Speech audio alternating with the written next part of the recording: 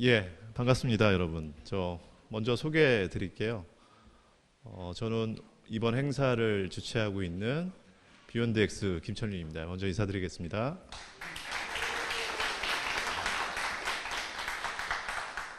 예, 이게 3년 만에 오프라인 행사를 하다 보니까 되게 어색하네요. 마스크를 벗고 하려니까 마스크 쓰고 계셨을 때 더 알아볼 수 쉽게 알아볼 수 있었는데 마스크를 벗으니까 더 뭘 알아보는 것 같습니다.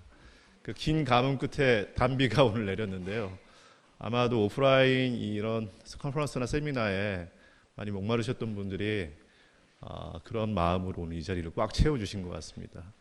궂은 날씨 속에서도 이렇게 찾아주셔서 먼저 감사의 말씀을 좀 드립니다.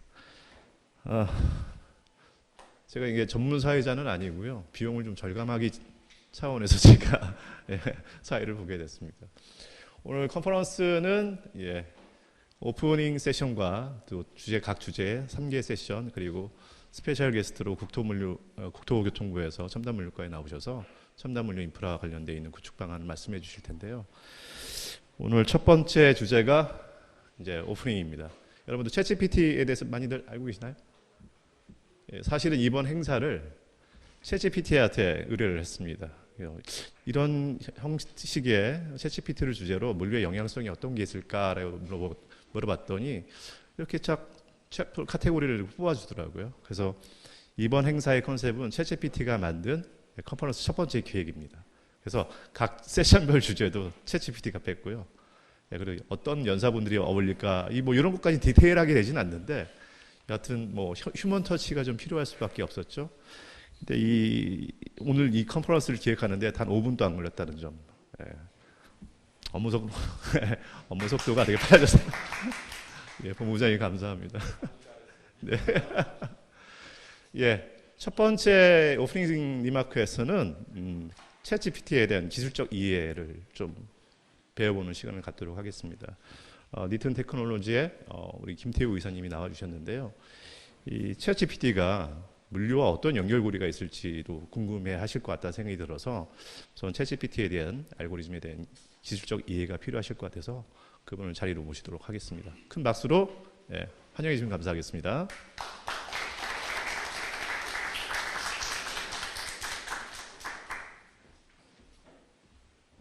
네. 안녕하십니까. 리튼 테크놀로지스의 김태우입니다. 오늘 이렇게 오는 길에 비도 많이 내리는데 이렇게 많이 참석해 주셔서 감사하고 또 이렇게 좋은 자리 마련해 주신 김철민 대표님께 정말 감사합니다. 발표 시작할 수 있도록 하겠습니다. 제가 오늘 하려는 얘기는 제너레이티브 AI의 응용과 사업화 방식에 대한 이야기를 주제로 조금 얘기를 나눠보고자 하는데요. 저희 회사의 비전은 기술을 통한 인간 창의성의 확장이라는 비전을 갖고 임하고 있습니다. 인간 창의성의 확장을 위해서 여러 가지로 탐색을 하다 보니까 저희 회사는 AI라는 것을 알게 됐고, 그래서 제너레이티브 AI가 텍스트도 생성해 줄 수 있고 이미지도 생성해 줄 수 있고 비디오도 생성해 줄 수 있고 이젠 더 나아가서 3D 모델까지 생성해 준다는 점에서 좀 굉장한 인사이트를 얻었던 것 같습니다. 이렇게 해서 여기 보시면 지금 비디오가 이렇게 움직이고 있죠. 그래서 저희 팀은 다른 팀보다 조금 빠른 시기에 충분히 큰 AI 모델이라고 판단을 하고 GPT-2 당시부터 계속해서 연구를 해왔습니다. 아직 충분히 활용할 만하다고 생각을 했지만 이 모델 크기가 점점 커지면서 더 많은 부분들이 활용 가능하기 시작했고 GPT-3 최근에는 이제 GPT-4까지 나오면서 단순히 생성을 넘어 안정성까지 확인하는 단계까지 이르게 된 것 같습니다. 그래서 저희 팀은 이런 생성 AI 분야에서 조금 빠르게 시장을 접근해서 현재는 약 20억 단어 정도를 고객분들이 생성했고 유저분들은 한 13만 분 정도가 사용하고 계십니다. 저는 오늘 이 제너레이티브 AI를 조금 산업과 풀어서 설명하기 위해 이 5가지 레이어를 가지고 설명을 할 예정인데요. 이 5가지 레이어를 통해서 오늘 계속 응용과 사업화 방식에 대해서 얘기해 볼 수 있도록 하겠습니다. 첫 번째는 이렇게 해서 제너레이티브 AI의 임팩트 그리고 그에 대한 응용, 마지막으로는 응용 및 사업화 방식에 대해 미래에 대해서 얘기해 보고자 합니다. 미국의 VC들을 비롯한 많은 투자사들은 제너레이티브 AI를 인터넷과 모바일을 뒤이을 다음 인터페이스 혁명이라고 얘기하고 있습니다. 또 특이하게도 94년, 2008년, 2022년 이렇게 14년 단위로 오는 인터페이스 혁명이라고 평가하면서 여기서 많은 킬러 앱들이 매번 탄생하고 있다고 얘기를 하고 있는데요. 오늘 여기 이 자리에 참석해 주신 분들은 넥스트 킬러 앱으로 자리 잡을 저희 리튼의 이름을 기억하고 가주셨으면 좋겠습니다. 그래서 어떤 부분에서 이 인터페이스가 혁명이고 이런 인터랙션 방식의 변화가 생겼냐. 이제 기존의 인터넷과 모바일 환경에서는 사람이 아이디어 구상을 해야 됐었습니다. 어떤 것을 만들지, 그 다음에 그 상상력 자체는 인간 고유의 영역이었는데요. 그리고 그걸 구현하는 영역에서 소프트웨어 또는 컴퓨터 등을 활용하면서 이제 구현이 조금 더 쉬워지는 단계에 있었다면, 이제 제너레이티브 AI 등장은 이런 초기 아이디어와의 구상부터 개념화까지 제너레이티브 AI가 함께하게 되었습니다. 아까 대표님이 저를 소개시켜 주시면서 세션 구성에 5분만 딱 걸렸다는 말씀이 이런 제로 투 원의 영역에서 제너레이티브 AI가 빠르게 기여할 수 있는 부분을 확인할 수 있는 부분이라 생각합니다. 그러다 보니까 이제 처음 아이디어 시작에서 고민하는 부분들은 점점 줄어들고 오히려 해결의 실마리를 찾아서 초안을 완성하는 과정은 제너레이티브 AI와 함께하면서 빠르게 그 과정을 스킵할 수 있게 되었습니다. 이런 그 제너레이티브 AI 특성적인 면을 활용해서 다양한 응용 산업들이 나오기 시작했는데요. 아까 말씀드렸던 이 5가지 레이어를 갖고 말씀을 드릴 수 있을 것 같습니다. 첫 번째, 가장 밑에 있는 영역은 모델에 관한 인프라의 영역이고요. 그 위에는 그 기본적인 인프라 모델을 활용한 응용 영역이라고 볼 수 있겠습니다. 그 중에서도 여기 1번 레이어, 2번 레이어, 3번 레이어는 모델에 관한 것입니다. 여러분 잘 아시는 GPT라든가 이제 최근 네이버에서 개발한 하이퍼클로버와 같은 이 범용 AI 모델은 학습하는데 많은 돈과 시간이 들어가는 만큼 굉장히 큰 모델입니다. 이런 모델은 모든 산업의 기초가 되곤 하는데요. 여기서 이제 조금씩 특화된 부분들이 조금 더 더해지게 되면 이제 특화 AI 모델이 되게 됩니다. 한 분야에 대해서 데이터를 학습을 하게 되면 그 분야에 대해서 조금 더 전문적인 생성을 하기 때문에 어떤 분야에 따라 어떤 데이터를 학습하냐에 따라 이 특화된 AI 모델이 범용 AI 모델보다 뛰어난 성능을 발휘하기도 합니다. 그리고 궁극적으로는 이런 특화 AI 모델에서 한 회사라든가 다양한 한 곳만의 데이터를 학습시켜서 더 정확한 이제 생성을 이뤄내는 하이퍼 로컬 모델 단계까지 이렇게 모델도 이제 모델 개발사에서 개발한 범용 모델 이외에도 특화 모델, 하이퍼 로컬 모델 같이 계속 진화해 나가고 볼 수 있겠습니다. 이렇게 단순 범용 모델 이외에도 특화 AI 모델과 하이퍼 로컬 모델을 사용하다 보면 이를 어플리케이션, 즉 실제 사용자와 연결해 주는 부분들이 필요한데요. 그 과정은 이제 어플리케이션 회사들과 또는 이를 API로 제공하는 과정을 통해서 소비자분들께 이런 모델의 가치를 조금 더 가까이서 전달 드릴 수 있겠습니다. 그래서 이거는 세쿼이아에서 만든 제너레이티브 AI 응용에 대한 그 표인데요. 지금 위에는 이제 어플리케이션 영역이고 아래는 모델에 관해서 나와 있습니다.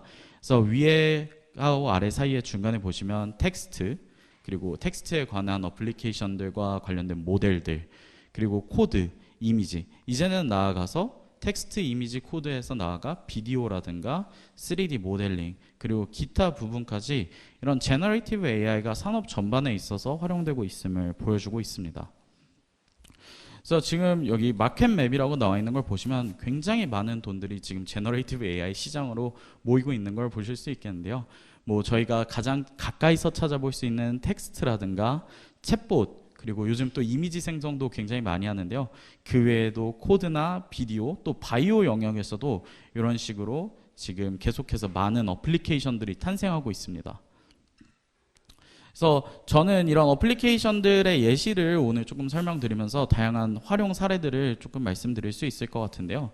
이제 가장 첫 번째로는 이제 제스퍼라는 회사가 있습니다. 이 제스퍼라는 회사는 비즈니스 콘텐츠, 즉 마케팅 카피라든가 블로그 문구, 그리고 세일즈 문구 등을 지금 AI, 제너레이티브 AI를 활용해서 생성해 주고 있는 회사이고요. 이런 식으로 다양한 툴들을 제공을 하고 있습니다. 그리고 이 노블 AI는 아까 제스퍼가 마케팅이라든가 이런 쪽에 실용적인 영역 혹은 사무 영역에 가까웠다면 노블 AI는 이제 크리에이티브 라이팅, 즉 창작의 영역에서 혹은 이미지 생성 영역에서 계속 이런 어플리케이션을 확대해 나가고 있고요. 렌사 AI는 이렇게 사진을 AI 아바타 이미지로 바꿔주는 등 다양한 이미지를 활용해서 서비스를 전개해 나가고 있습니다. 마찬가지로 텍스트와 이미지뿐만 아니라 이렇게 코딩 같은 경우도 AI에게 입력을 하면 이렇게 AI가 자동으로 코드를 짜주기도 합니다. 사실 저도 얼마 전에 코딩을 해야 될 일이 있어서 챗GPT한테 물어봤더니 굉장히 이런 코딩 영역까지 잘 수행하는 모습을 볼 수 있었던 것 같습니다. 그래서 이렇게 단순히 텍스트 이미지 생성 영역을 넘어서 코드 영역까지 진출을 했고 이젠 더 나아가서 비디오 편집 영역까지 제너레이티브 AI가 사용되고 있습니다. 그래서 이 런웨이 ML이라는 회사는 이런 식으로 비디오를 편집하는데 이런 식으로 제너레이티브 AI가 사용되고 있습니다. 그래서 우리가 챗GPT를 통해서 단순히 텍스트를 생성하거나 코드를 만들거나 이미지를 만드는 것 이외에도 그래서 점점 더 다양한 영역으로 이런 분야가 확장돼 가고 있다고 말씀드릴 수 있을 것 같습니다. 이 밖에도 이런 챗GPT를 구현하기 위한 혹은 GPT에서 어플리케이션을 만들기 위해서 프롬프트를 설계하는 능력이 중요한데요. 최근 그래서 프롬프트 엔지니어 고용에 대한 기사들도 많이 나가고 있는 것 같습니다. 그래서 외국에서는 프롬프트 엔지니어를 연봉 3, 4억에 스카우트하는 회사들도 생기는 한편 이런 식으로 앱스토어처럼 프롬프트를 거래하는 프롬프트 거래 현장까지 생기기 시작했습니다. 저는 그 중에서도 오늘 대표적인 응용 사례인 제스퍼에 대해서 또 얘기를 하고 싶은데요. 이 제스퍼 같은 경우에는 단순히 저희가 처음에 얘기했던 인프라 모델에서 나아가서 자신만의 어플리케이션을 좀 구축한 사례이기 때문에 이런 부분에서 조금 주목해 볼 만한 사례인 것 같습니다. 처음에 제스퍼는 이제 GPT-3를 사용해서 카피라이팅 어플리케이션으로 작동하기 시작했습니다. 그래서 처음에는 GPT에서 생성하는 그대로 소비자들에게 마케팅 문구나 세일즈 문구를 갖다 줬다면 이제는 GPT에서 생성된 데이터들을 유저들이 좋아하는 데이터, 유저들이 라벨링한 데이터를 토대로 한 번 더 파인 튜닝을 진행을 해서 그를 바탕에서 다시 카피라이팅 어플리케이션을 제작하기 시작했습니다. 여기서부터 조금 본격적으로 특화 모델의 단계를 밟는다고 볼 수 있겠는데요. 데이터가 한 번 더 사람에 의해서 필터링된 데이터, 사람들이 좋아하는 데이터라든가 사람들이 선택한 데이터를 갖고 특화된 데이터를 갖고 파인 튜닝을 하다 보니까 생성된 결과물의 퀄리티가 조금 더 올라갔다는 이제 제스퍼 쪽의 설명과 제스퍼 커뮤니티의 말들이 조금 있었던 것 같습니다. 이제 이어서 제스퍼는 다양한 오퍼레이팅 기술을 도입해서 단순히 GPT-3, 3.5만 쓰는 것이 아니고 다양한 인프라 모델을 동시에 운용을 하는 한편 본인들의 데이터만을 갖고 마케팅 문구라든가 세일즈 문구에 특화된 하이퍼 로컬 모델을 만들어서 이제 비즈니스 콘텐츠 생성 플랫폼으로 나아가고 있습니다. 이렇게 제스퍼는 본인들만의 비즈니스 모델을 구축해서 21년 1월에 창립된 기업이요. 벌써 지난해 2조 원의 가치를 평가받고 투자를 받아서 현재는 유니콘 기업이 되었습니다. 여기까지 말씀드리면 대부분의 그 분들이 이런 질문을 많이 해주세요. 그럼 제스퍼 같은 어플리케이션 회사들은 챗GPT 나오면 되게 위기 아닌가요? 막 큰일 난 거 아닌가요? 사실 저희도 이런 질문을 굉장히 많이 받는데요. 사실 제스퍼 커뮤니티에서도 이런 말들이 되게 많았다고 합니다. 챗GPT가 나왔는데 계속해서 제스퍼 같은 어플리케이션을 쓸 거냐 이런 말이 나왔을 때 유저들은 특화 모델을 기반으로 하고 있어서 제스퍼의 생성 퀄리티가 조금 더 좋다라든가 조금 편리하다는 측면을 강조한 부분도 있었고요. 근데 하지만 사실 이런 챗GPT 같은 AI 모델 개발사와 이런 우리 AI 응용 기업 같은 경우에는 일종의 파트너 관계라고 볼 수 있겠습니다. 그래서 제스퍼도 그렇고 제가 소속되어 있는 리튼 같은 경우도 챗GPT를 탑재해서 사용하고 있고요. GPT-4 같은 경우도 저희도 액세스를 얻어서 최근에 탑재를 하기 시작했었습니다.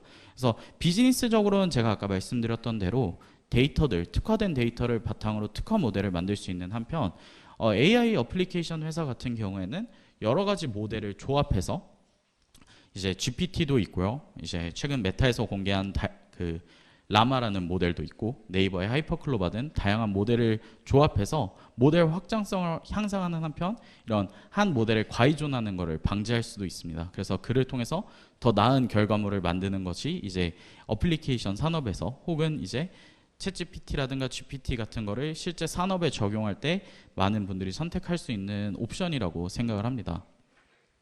그래서 오픈 AI 같은 경우는 이런 모델 경쟁력 확보를 위해서 계속 인플라이 레이어에 집중하는 한편 오픈 AI의 GPT를 활용한 어플리케이션 생태계를 확장하고 있고요. 이 실제로 챗GPT 같은 오픈 AI 모델이 어플리케이션으로 진입할 시에 사실 단기간에 모든 부분에 있어서 특화되는 부분은 조금 어렵습니다. 워낙 챗GPT가 잘하긴 하지만 그 모든 분야에 특화될 수는 없는데요. 그런 부분들을 이용해서 응용 기업들은 이런 유저 풀과 독점 데이터들을 확보하면서 조금 해자를 구축하는 과정이 필요하다고 볼 수 있겠습니다.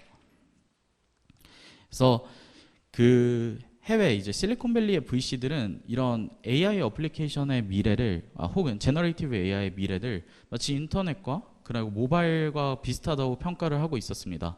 인터넷에 처음에 나왔을 때 모든 사람들이 계속해서 새로운 시도를 하고 벤처기업 시도로 이어졌던 것처럼 또 모바일에서는 인터넷에서 영위하던 기업들을 모바일 기업들이 앞지른 것처럼 다양한 킬러 앱들이 등장할 것이라고 생각합니다. 그리고 그 단계는 지금 굉장히 초기 시장에 있다고 말씀을 드릴 수 있을 것 같은데요. 저희 스마트폰 처음 나왔을 때를 생각해 보면 좋을 것 같습니다. 저희 스마트폰 처음 나왔을 때 앱스토어라든가 안드로이드 마켓에 1위에 있던 앱들을 보면 그저 터치만 하면 방구 소리가 나오는 재밌는 앱이라든가 혹은 앵그리버드나 그런 터치의 신기함을 이용한 앱들이 앱스토어 상위권에 위치해 있었습니다. 근데 이러다가 이제 초기 진입자들에 의해서 이런 이렇게 큰 규모의 회사들도 새로운 시장에 들어오게 됩니다. 그래서 대표적으로 인터넷 기업들이 모바일 어플리케이션을 낸 것처럼 최근 이제 제너레이티브 AI 시장도 기존 사업에 있던 분들이 제너레이티브 AI를 소프트웨어에 붙이는 시도 등을 통해서 제너레이티브 AI로 시장으로 넘어오고 계십니다. 그 이후에는 기존 기업들의 탑승이 끝나고 나면 여러 가지로 사회 전반에서 완전한 수용이 이루어지게 되는데요. 그렇다면 이 제너레이티브 AI를 기존 기업과 혹은 기존 소프트웨어에 붙였을 때 이거를 우리가 제너레이티브 AI 어플리케이션이라고 할 수 있느냐? 그거는 마치 우리가 쇼핑몰에 이제 오프라인 쇼핑몰에 인터넷을 붙였다고 해서 인터넷 쇼핑몰이 생겼다고 해서 그거를 인터넷 회사라고 하지 않듯이 제너레이티브 AI를 다루는 회사라면 기존의 시도가 제너레이티브 AI를 붙이려는 시도 이외에도 여러 가지 생성이나 이런 부분에서 제너레이티브 AI만의 이점을 살려서 조금 진행해야 된다고 생각하는데요. 저희는 이제 그런 부분이 어떤 특화된 부분이라고 생각하냐면 생성 시간이나 비용에 있어서 큰 규모로 극단적인 단축이 이루어진다는 부분과 이제 제너레이티브 AI 특유의 고유하면서 방대한 생성이 그 부분이라고 생각을 하고 있습니다. 그래서 현재는 제너레이티브 AI의 결과물이 조금 인간의 평균 수준에 이르고 있다고 생각합니다. 대부분의 퍼포먼스에서 인간 평균을 조금 상회하는 수준이라고 실제로 평가받고 있고요. 그래서 당장은 이제 전문가의 결과물보다는 조금 퍼포먼스가 떨어지지만 생성하는 속도에 있어서라든지 생성하는 양에 있어서는 훨씬 더 앞지르고 있습니다. 근데 여러분도 GPT-3에서 GPT-4를 넘어가는 광경을 보셨듯이 훨씬 더 안정성이 높아지는 것과 동시에 더 좋은 퀄리티들을 보여주는 분야들이 생기고 있습니다. 이런 부분에서 미래의 젠 AI는 인간 전문가와 같은 퍼포먼스를 보여주는 한편 그 전문가의 퍼포먼스를 양적으로도 압도하는 순간이 올 텐데요. 그렇기 때문에 그 전에 이런 제너레이티브 AI를 잘 활용해서 거점 시장을 잘 찾고 이런 기술 발전에 대응하는 것이 중요하다고 말씀드릴 수 있겠습니다. 그래서 저희는 이런 인프라 레이어에 있어서 크게 두 가지 시나리오로 전개될 것으로 예상을 하고 있는데요. 이제 첫 번째 시나리오 같은 경우에는 이런 첫 번째 레이어에 있었던 일반 모델들이 계속 다양하게 계속 많은 개발사들이 출시를 하면서 나오는 시나리오인데요. 이 과정에서는 어플리케이션 회사라든가 도입하려는 회사에서는 여러 가지 모델을 자유롭게 응용을 하면서 도입을 할 수 있을 것 같고요. 두 번째 시나리오는 이제 소수의 제너럴 모델이 시장을 독과점하는 과정인데요. 이 과정에서 시나리오 B로 가더라도 시나리오 A는 무조건적으로 거칠 수밖에 없다라는 것이 저희가 생각하고 있는 시나리오입니다. 그래서 저희 리튼 테크놀로지스도 이런 발전 방향에 맞춰서 계속해서 여러 가지 시도들을 해나가고 있는데요. 저희 팀은 비즈니스를 위한 AI 컨텐츠 생성 플랫폼인 리튼을 운영하면서 현재 50가지 컨텐츠, 예를 들어 마케팅이라든가 세일즈 문구 등에 있어서 소비자분들께 간단한 정보만 입력하면 마케팅이라든가 세일즈에 활용할 수 있는, 또 블로그에 활용할 수 있는 짧은 글, 긴 글을 모두 생성할 수 있는 서비스를 제공을 하고 있고요. 리튼 에디터라는 서비스도 개발해서 이제 첫 문장을 쓰거나 문장에 쓰다가 중간에 막혔을 때 AI가 자동으로 이어서 써주는 이런 서비스까지 런칭을 해나가고 있습니다. 이 밖에도 이미지 같은 경우도 저희가 계속해서 테스트를 해나가고 있는 상황이고요. 최근에는 저희가 카카오톡에 챗 리튼이라는 서비스를 런칭을 해서요. 저희 지금 카카오톡 리튼을 검색해 보시면 GPT-4와 이제 네이버에서 개발한 하이퍼클로바 그리고 GPT 3.5까지 모두 탑재된 경험을 한 번에 즐기실 수 있습니다. 그래서 각 모델별로의 특징이 조금씩 드러나는 것 같고요. 어떤 모델이 한국어를 더 잘하는지, 어떤 모델이 더 안정적인 생성을 하시는지 보실 수 있을 거라 생각합니다. 그래서 이런 식으로 저희는 대화형 인터페이스를 탑재해서 앞으로 모든 부분에서 조금 상호작용을 강화할 예정이고요. 아까 말씀드렸듯이 현재는 약 20억 단어, 지금은 더 많이 늘어나긴 했지만 약 13만 분의 유저 등이 사용하고 계십니다. 그래서 이렇게 해서 제스퍼 같은 경우, 아까 말씀드렸던 제스퍼 같은 경우에는 월 12억 단어 정도를 생성하고 있는데요. 저희는 한국 트래픽 한 곳에서 월 8억 단어 정도 생성을 하면서 다양한 언어 모델을 확증하는 것을 검증하고 있습니다. 그렇게 해서 말씀드렸던 대로 특화 모델을 만드는 과정에서 달리라든가 이제 제스퍼에서 언급했듯이 유저들의 데이터를 기반으로 계속해서 저희가 할 수 있는 특화 모델이나 이런 유저 데이터를 확보해서 제품을 고도화하는 과정 중에 있다고 볼 수 있겠습니다. 네, 그 과정에서 이제 유저 선점과 특화 모델을 구축하는 이런 차별화 요소들은 계속 이어지고 저희가 신경 쓰고 있는 부분이고요. 최근에는 이렇게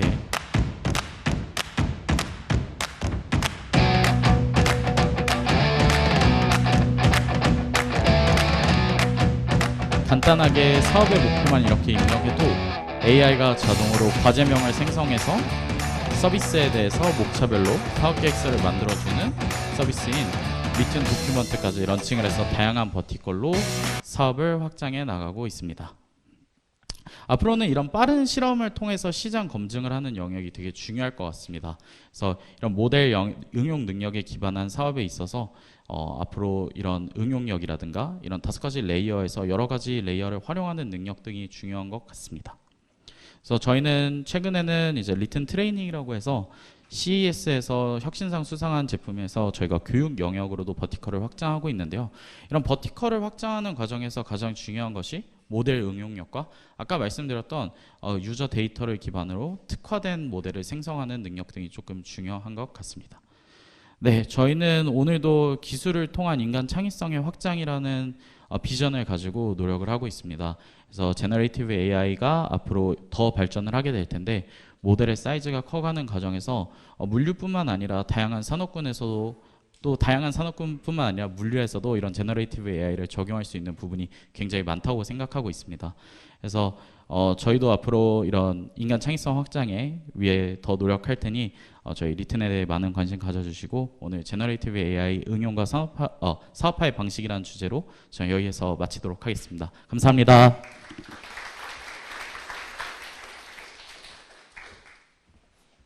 저희가 실은 이 생성형 AI에 대해서 잘 몰랐잖아요. 그래서 이 시간은 좀 워밍업 하신다고 생각하시고 좀 어려우시더라도 쉽게 설명할 수 있도록 제가 부탁을 드렸으니까요. 너무 불안해하지 않으셨으면 좋겠습니다. 어렵죠? 저도 어려웠습니다. 행사 기획 준비하면서. 이번 세션은 인천대 동부화물류대학원의 송상하 교수님이 나와주시는데요. 그러니까 결국 생성형 AI가 오늘 오신 분들한테 제일 중요한 포인트는 그리고 물류하고 어떤 연결성이 있을까 이 부분이 아닐까 싶습니다. 그래서 이 부분에 대한 길라잡이 역할을 해주십사 요청을 드렸고 그래서 준비하셨을 거라고 좀 믿습니다. 송상하 교수님을 자리로 모시겠습니다. 큰 박수 맞아주시죠.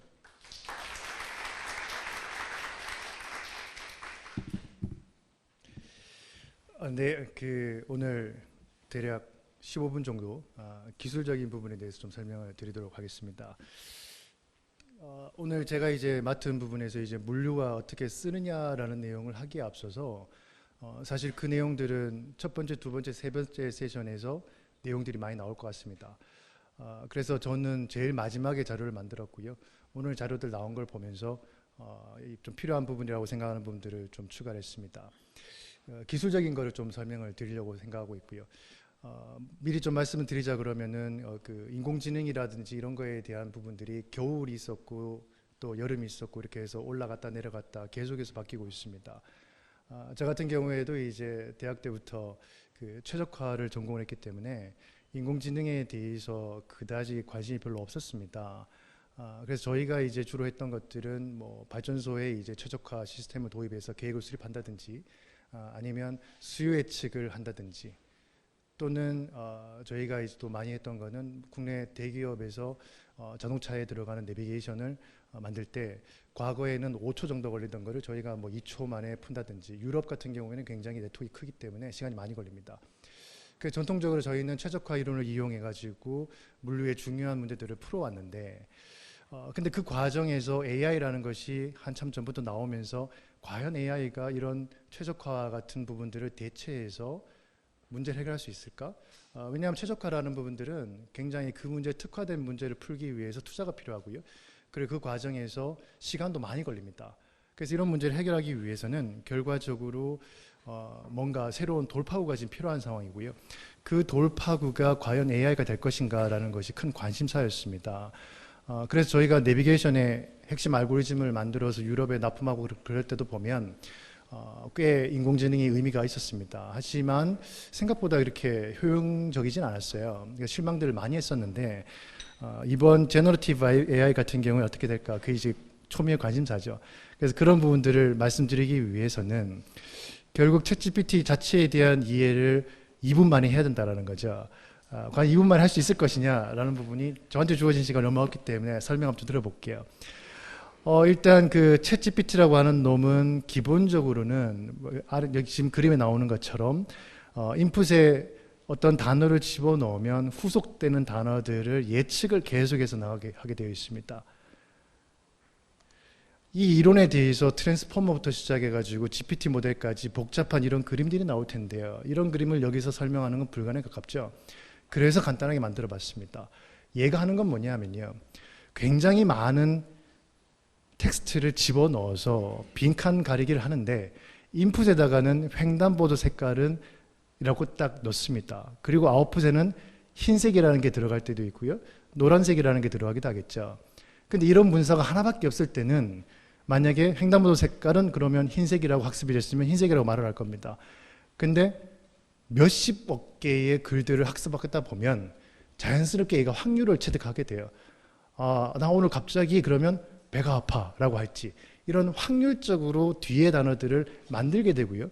그러면 결과적으로는 단어가 나올 때마다 그 다음 단어를 가장 확률이 높은 단어로 계속해서 나가기 때문에 안 좋게 말하는 사람들은 확률적 앵무새라고 얘기하는 겁니다. 자기가 어떤 내용을 이해해서 얘기하는 것이 아니라 그냥 확률적으로 앞부분에서 횡단보도 색깔이란 말이 나오면 일반적으로 흰색이라고 얘기한다 이거죠. 근데 이게 확률적 앵무새이기 때문에 틀릴 수 있는 것이 실질적으로 횡단보도 색깔은 흰색이 맞습니다. 그런데 아이들이 있는 지역에서는 노란색으로 바꿨거든요. 그런 것들은 한동안은 나오지 않겠죠? 학습을 안 시켜주니까. 근데 어느 순간에는 이제 헷갈릴 거예요. 왜냐하면 흰색도 있고 노란색도 있으니까. 그러면 더 많은 맥락이 필요하겠죠. 앞에 단어가 I라는 말이 나오고 횡단보도라고 얘기하면은 그때는 확률적으로 노란색이 더 맞겠구나. 그래서 계속해서 확률적으로 앵무새 일을 하는 겁니다. 자, 그런데 이제 이렇게 만들다 보니까 얘가 이제 아무 말이나 내뱉을 수 있거든요. 그래서 챗GPT 같은 경우에는 복잡하지만 여튼 사람이 학습을 시켰다라는 겁니다. 그래서 학습을 시켜가지고 어느 정도 확률들을 사람들이 원하는 답을 하도록 만들었습니다. 자, 그러다 보니까 이제 사람들이 깜짝 놀란 거죠. 얘가 하는 말이 어느 정도 이해가 되기 시작한 거죠. 그래서 초거대 언어 모델이라는 쪽에서는 파운데이션 모델이라는 말을 쓰겠습니다. 이게 뭐냐 하면 더 이상 특정한 문제를 위해서 도메인 날리지를 가진 엔진이 필요 없이 전 세계에 존재하는 수많은 단어들을 다 학습을 해가지고 확률을 이해해버리면 그러면 그놈은 무슨 문제든 풀 수 있는 거 아닌가라고 해서 파운데이션 모델이라는 것이 나왔고요. 이 파운데이션 모델이 나오면서 이제 새로운 세상이 열리기 시작했습니다. 그 세상을 좀 설명을 좀 드려보면 현재 시점에서 LLM이 가장 잘하는 거는 제가 볼 땐 세 가지라고 생각합니다. 1번은 언어 모델 고유의 강점인데요. 요약하기 위해서는 거의 타의 추종을 불허합니다. 그래서 의사들 같은 경우에 환자하고 대화를 하면 그 문구들을 그대로 저장했다가 요약을 시키면 바로 의료 문서가 만들어질 수 있도록 그런 요약에서는 최고의 강점을 가지고 있고요. 문법 확인이나 문장 고치도 가능하겠죠. 왜냐하면 확률적으로 봤을 때 내가 한 말이 중간 어떤 단어가 확률적으로 낮은 단어를 썼다. 그럼 그걸 바꿔치기 좀 되는 거거든요. 그렇기 때문에 문법 확인도 굉장히 잘하고요. 다른 표현으로 바꾸기, 번역 굉장히 잘합니다. 그런데 과연 이런 것들이 우리가 물리에 쓸 수 있나? 라고 생각해서 또 들여다보면 얘가 또 잘하는 게 뭐냐 하면 A와 B라는 문서를 요약한 다음 이 두 개를 비교해봐. 이런 것도 굉장히 잘해요. 그리고 코딩은 챗GPT 같은 경우에는 코딩 문서를 기반으로 학습을 했기 때문에 프로그램 짜는 데도 굉장히 능하겠죠. 그래서 몇 가지 단어만 나오면 그 다음에 어떤 프로그램을 짜야 되는지를 굉장히 잘 알고 있습니다. 이런 상황에서 일단 가장 큰 문제로 지적되는 부분들은 여러분도 많이 들으셨을 것 같아요. 할루시네이션 그래가지고 환각이라고 부르는 건데 거짓말을 한다라는 건데요.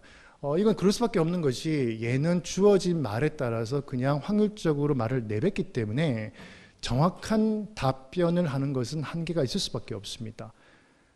그리고 이 문제에 대해서 극복하는 방법으로 제안되고 있는 것은 지금 구글에서 테스트했던 Chain of Thought 프롬프팅이라는 건데 이게 뭐냐 하면 단순히 왼쪽에 있는 것처럼 단순하게 질문하지 말고 얘한테 굉장히 다양한 말을 미리 얘기를 해주면 훨씬 더 확률을 높여서 진실되게 얘기할 확률이 높다라는 실험들이 나오고 있어요. 그러면서 최근에 그 GPT-4가 나오면서 인풋으로 들어가는 단어를 25,000단어 대략 A4 용지 50매를 넣을 수 있게 되면서 그러면 이 챗 GPT하고 대화하는 방법이 존재하겠구나 라는 걸 우리가 알게 되었죠. 그런데 이제 이런 얘기들이 자꾸 나오는 얘기는 뭐냐 하면 기본적으로 저희가 챗 GPT와 같은 거대 언어 모델이 뭘 잘하고 뭘 못하는지 만든 사람도 모릅니다. 왜냐하면 그냥 수많은 단어를 때려 놓은 다음에 확률적으로 말이 나오기 때문에 우리가 걔에게 그런 확률을 가르친 적이 없어요.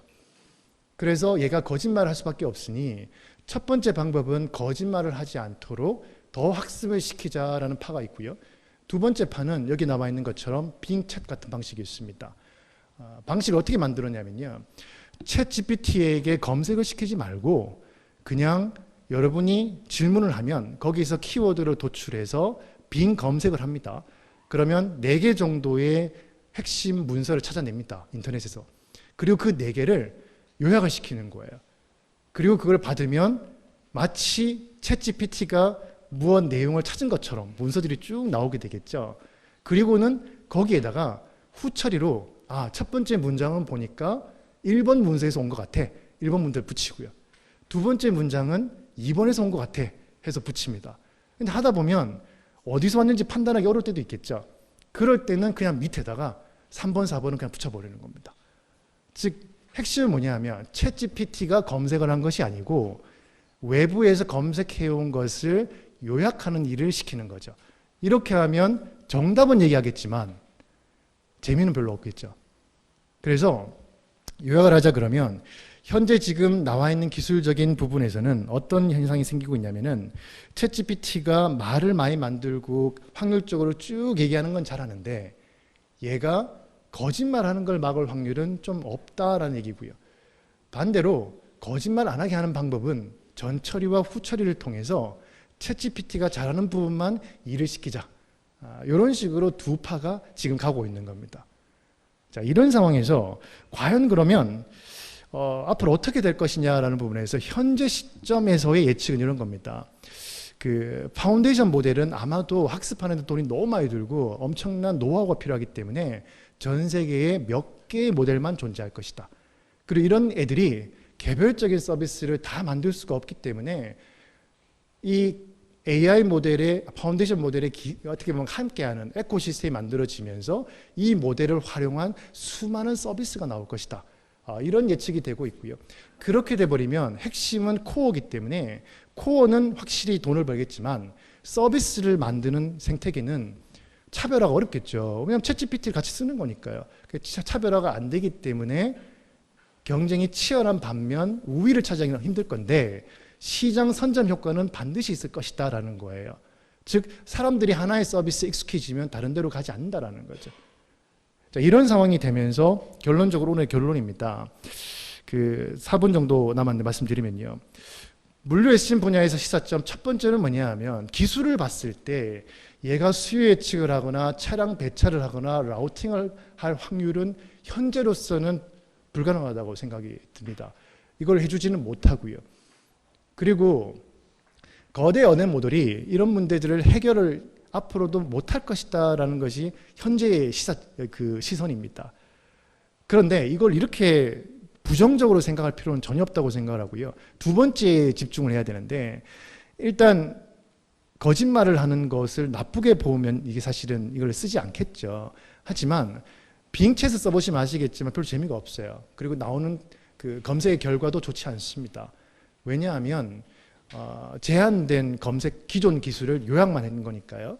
그러니까 결과적으로 보면은 얘가 거짓말하는 걸 막을 방법은 없다. 하지만 제가 생각하는 좀 다른 게 뭐냐 하면 강점에 좀 집중하는 게 어떨까. 잘하는 거에서는 굉장히 잘하거든요.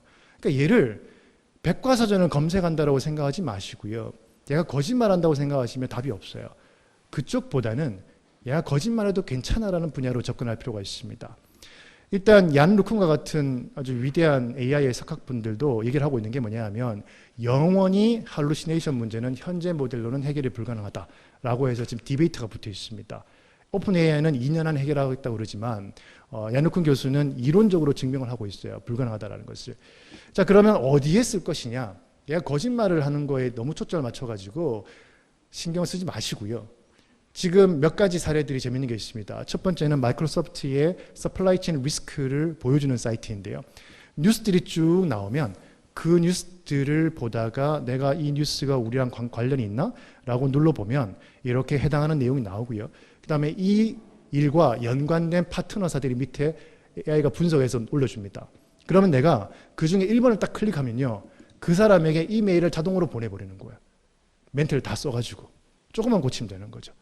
즉 핵심은 뭐냐 하면 리스크에 대한 문서들을 수집한 다음 그건 결국은 우리가 해야 돼요.